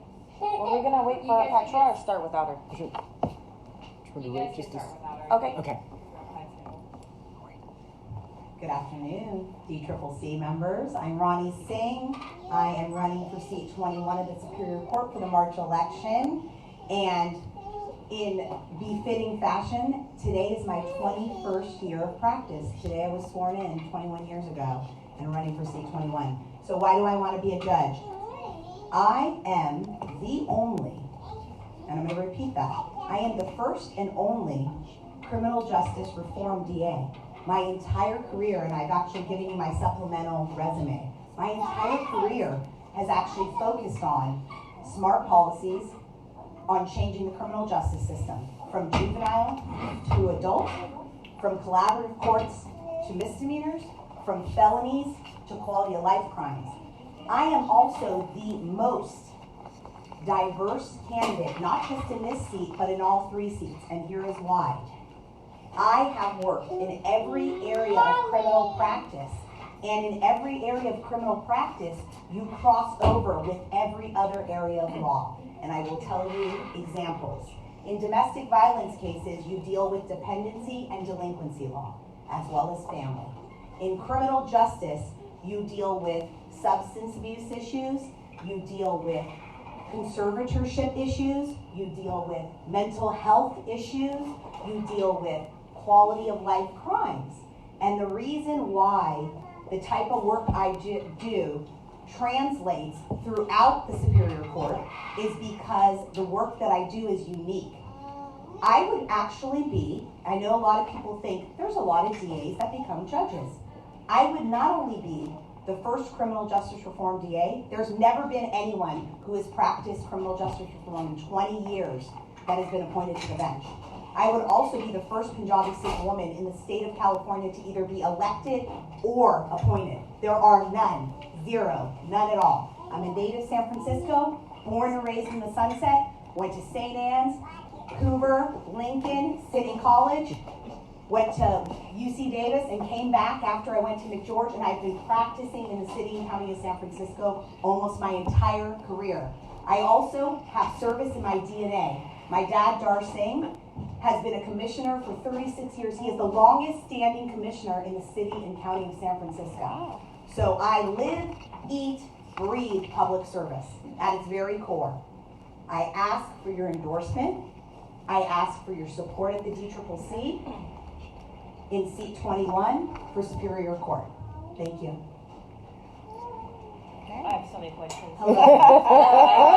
My name is Malia Cohen. Hello. On your application, I noticed that you and Proudfoot have the same address, 312 Clay Street in Oakland. What is that? It's actually just the accounting firm, S.E. Owens, which is a very common. Got it. Yeah. Stacey Owens, I know. Yes. She's mine too. Yes. Got it. my second question for you is, how did you come to select seat 21? Why not seat 1? Why not seat 18? I actually have a very personal reason. So Judge Stewart, he is the former presiding judge of San Francisco.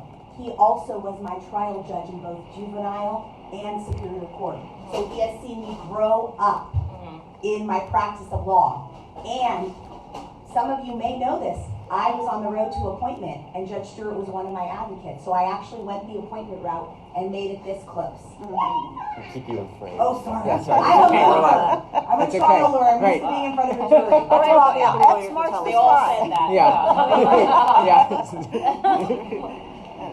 But go on, I didn't mean to cut you off. Yeah. So I have practiced in front of Judge Stewart in both juvenile and adult court in both mediums. So for me, even when you look at my endorsement list, which spans, it's on the back of my resume, it starts on page 7 and goes to the next page. Thank you. Every single person who has endorsed me has either known me since childhood, has worked on me one-on-one, or has known me through my stellar reputation of the work that I do. So to me, it's not only personal to run for judge in Judicial Seat 21, I want that person to know my work when they support my candidacy.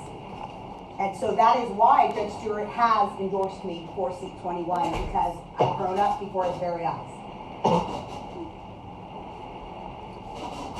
One of the questions I've been asking each of the candidates is to talk about your perspective on cash bail and the money bail schedule, and what your perspective is on reform of our current So system. that's interesting, because I actually give an example in my DCCC questionnaire. So if people, again, because I have such breadth and depth of experience, in juvenile there is no cash bail. A lot of people don't even know that. You're either in or you're out. You're either on home detention or you are incarcerated. And if we apply the same standards that we do in juvenile, best interest of the client, best interest of public safety, we can come to the same analysis. We would need resources, we would need deep dive assessments, we would need assistance in putting together programs, but it is very similar to the juvenile system. Can it be done? Absolutely. Thank you.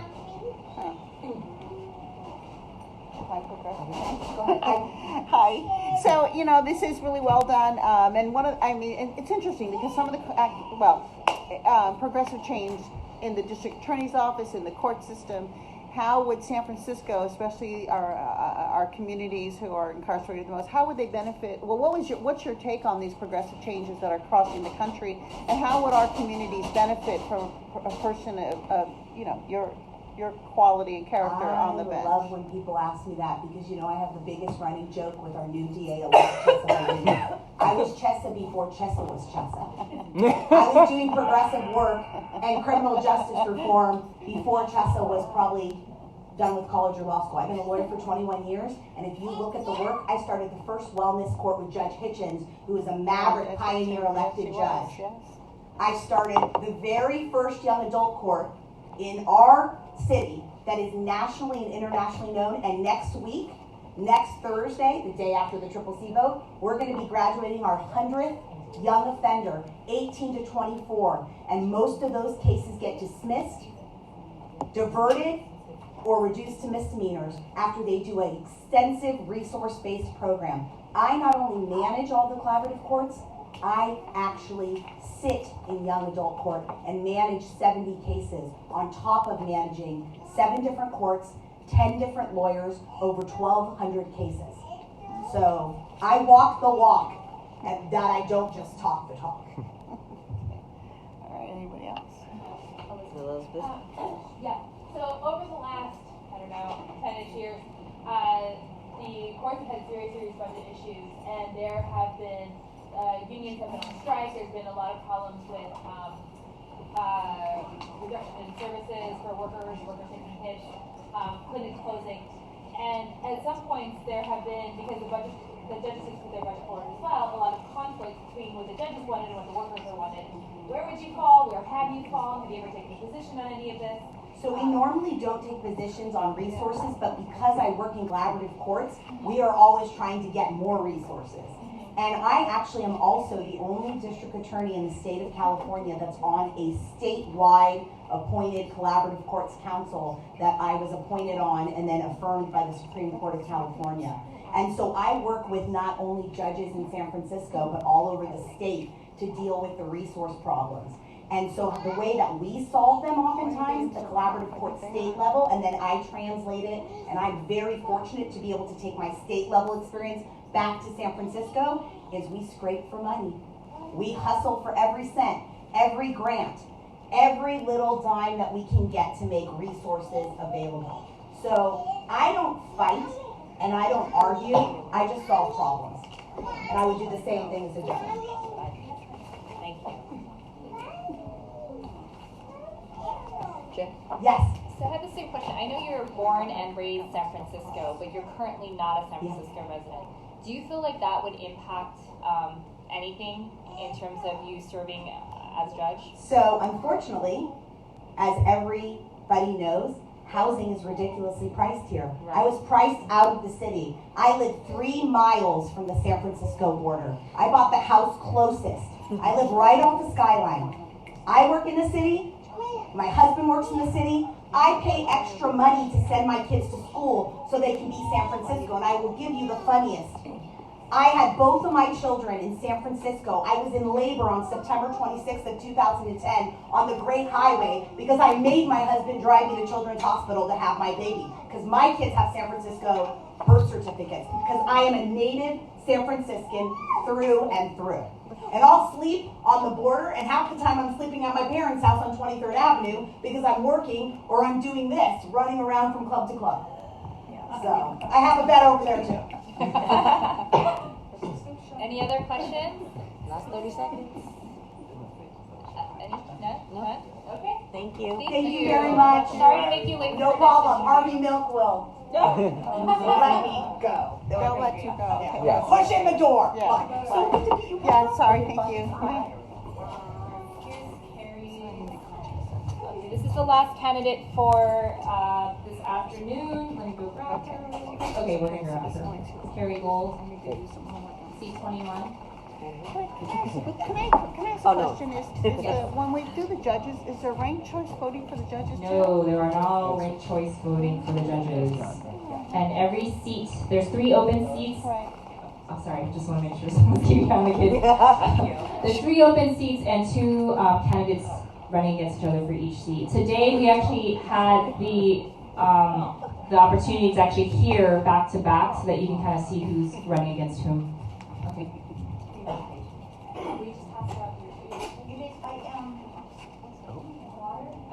It's okay, I'll probably be fine. I didn't drink from this. You want to? I've been using a cup. You want some water? Yeah, I don't mind. There's not much left. No, you can have the rest. I've been drinking out of a cup. This one? I can take a sip from this? Yeah, you can have the rest of that water. Not much in there, but I hope that helps. Greatly appreciated. You're welcome.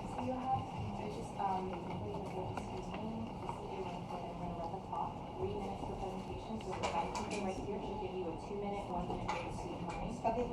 Alright, so I gotta do some homework on the last two. So just say your name and the seat you're running for. Good afternoon, I'm Carolyn Gold. I am running for San Francisco Superior Court Judge in seat 21. I am running as a tenants' rights attorney. I intend to be the first tenants' rights attorney to take the bench in the state of California because there has never been a tenants' rights attorney ever appointed to the bench, and there will probably never be a tenants' rights attorney appointed to the bench. Who gets appointed to the bench? Career prosecutors. And we have many of those. This is a chance for San Francisco to be able to choose their own judge rather than wait for the appointment of the governor and who would appoint a career prosecutor and not me. I've worked for years in the tenants' rights movement. I started back in my college town doing a rent strike because I couldn't study because we had no heat. And that's where I learned about eviction. And then when I came to San Francisco in 1979, I worked on the very first rent control campaign. I became a teacher, and then I became a lawyer, and I did that so that I could better protect people's rights. The courts need someone who knows what it's like for real people to be dragged into the courthouse, who have no idea what's happening in the courts, and the procedures are quite complex there's usually language barriers, and who gets dragged into the courts? People who are being evicted, child custody cases, debt collection cases, your average person. I'm the only lawyer running for this seat that understands what it's like to have real people with real problems as clients. And I do believe that we need more lawyers like me on the bench who can help to show people how to get through those systems. I ran a program where I trained for over 10 years, where I trained and supervised hundreds and hundreds of lawyers to represent tenants at their mandatory settlement conferences. I probably oversaw 10,000 settlement conferences and prevented thousands of evictions that way. I currently run the city's Proposition F, which is the right to counsel, which I worked on the campaign because people need lawyers, and they need them in eviction cases. I oversee 9 nonprofits doing this work. I am the only San Franciscan running in this race. I've lived here for 40 years, and it's very important that the people of San Francisco choose somebody for the bench who lives in San Francisco, not just works in San Francisco, because you have to be, as a judge, accountable to the community that you are administering justice in. And you won't have that same commitment if you don't live here and you haven't made this your home and raised your children here. You won't have that same commitment. We'll move to questions now. Okay, questions. Any questions? Okay. So my question is, thanks, Jen, is over the last 10 years, it's been really, well, maybe even longer than that, there's been a lot of budget issues with the court. And the union's experience has been that the judges put together their priorities and their budget priorities, and it's oftentimes in conflict with their wages, while workers are being, they're asking for furniture while workers are being laid off. Have you ever taken a position on court budget issues, or what would your approach be if you were on the bench and were asked about your budget priorities? I'm glad you asked me that, because one of the problems I really think that there is with the courts is that the decisions that get made in the court are shrouded in secrecy. Yes. It is not an open process, and yet this is a public institution, and it should be responsible to the people. And I believe that the kinds of decisions that are made, especially budget decisions, should be much more public. There are places that I have pushed really hard for the court to budget, such as translators. We fought and fought and fought to get translators for our lawyers to be able to talk to our clients at settlement conference. It took 8 years to get that. I fought and fought to get more services at the Access Center, which is where people go who don't have lawyers. The court needs to be pushed in this direction, and I believe, and I am going to do that. So I want to thank you for the work that you've done. I mean, it's sorrowful, it's mournful to see eviction cases and the pro-per tenants, and I'm so happy they're getting representation now, coming from family members who have lost their home in San Francisco in the past. But I want to also, besides the landlord-tenant issues and the civil issues, there's a big criminal justice component, and as part of your duties will be swing through both systems. And so what do you say to the community that are most hard-hitting, or felt the hard part of incarceration, the Bayview, the Tenderloin, the Mission, in terms of the progressive issues that are coming now down through the country about reforming the criminal justice system. So what benefit would you bring? The criminal justice system needs to be reformed. It is a place where what we have done is basically we started the war on drugs, 40 years ago, and it was intended just to lock up African American men, essentially. For the same crime, for the same drug. Was that? I thought that was stop. One person sells crack, one person sells cocaine. Who gets the big sentence? Crack. Right. What is crack? Crack is what gets sold in low-income communities, cocaine in high-income communities. These are issues that really need, the sentencing really needs to be addressed, and we need to really work on treating especially low-level crime as an opportunity to rehabilitate, to educate, and to teach, not as an opportunity to punish and basically ruin people's lives. And I think we also have to take into account people's mental health issues, educational background, the hurdles that they've had in their life, what brought them to the point to commit that crime. And I don't think career prosecutors have that in their mindset. Ms. Gold, my name is Malia Cohen, and I'm delighted to see your body of work and to see you in person. I've heard many wonderful things about you. And quite honestly, I'm a little torn because I really, really do want you to continue working in the space that you're in. I keep hearing that. Because nobody wants me to leave my job. Well, my question is a little bit nuanced. Are you feeling the pipeline of, or inspiring or mentoring others to come behind you to continue in the body and the space of work that you've started? I'm really proud that in the last year when I had to work on getting ready to implement Proposition F, I had one attorney. In my own agency, I hired 8 attorneys. I convinced some people who were in private practice to come back into the nonprofit world and provide guidance to my younger attorneys. And I believe that we do have a stronger pipeline. I've been pushing Hastings to let me teach a class. And originally they said they were going to let me teach this class this spring in landlord-tenant, because we also need that pipeline coming out of the law schools. And but then they canceled again. Not even a clinic? They don't have even a clinic. No. What's wrong with Hastings? But there are a lot of people now working in housing rights, and I do think that I will be a great loss to the community, but they also really want to see someone like me on the bench. No, will there be opportunities for you to opine on landlord-tenant cases? The way the court works is you don't really have a say on your assignments. You get rotated. Right. I don't believe that I would be put into housing court at least for a few years. So tell me, why the shift? Why are you looking to depart what you've done and, like I said, build an incredible body of work, huge victories?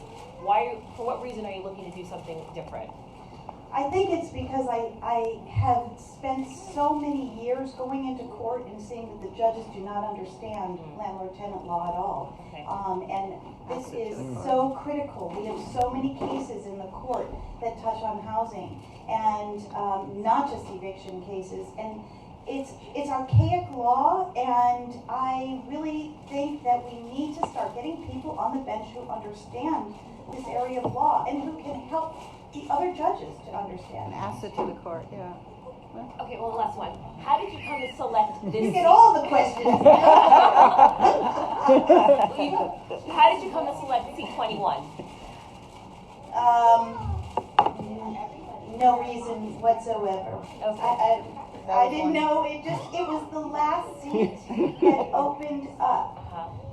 And there were 2 people in the other 2 races that had opened up earlier. So I'm like, I guess I'd rather run in a 2-way race than a 3-way race.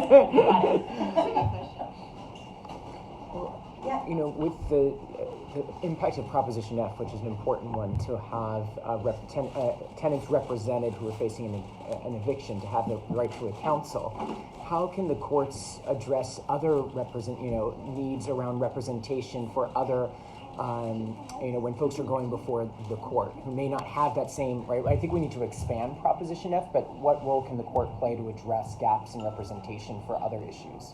I think, unfortunately, the court really can't do the kind of advocacy to get laws passed for right to counsel.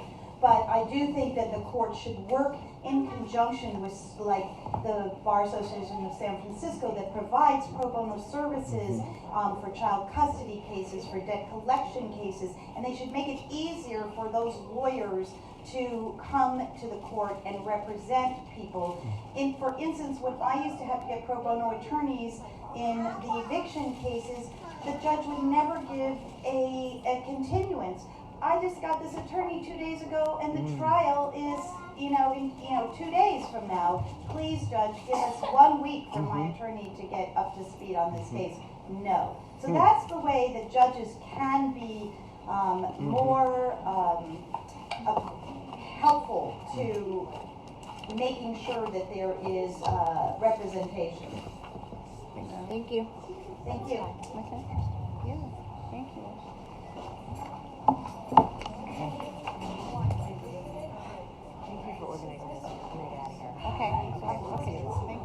Thank you so much for joining us today for our interviews, and to all the cats. Yeah, that's it. It's really short today. Again, all of these materials will be located online, and we'll post up videos once these are available online, so you can share it. And our endorsement meeting will be on Wednesday at the same location, City College Mission Campus, but I don't know if we have a room number yet. It might be on the ground floor. So we'll announce this as soon as we can. 6:30 on Wednesday is when we'll actually do our deliberations. Thank you for joining us today, and thank you to City College Mission Campus for hosting us. Thank you, Jen, for organizing. Yes, thank you. She has a daughter. It's hard to keep track of her these days. She's mobile now.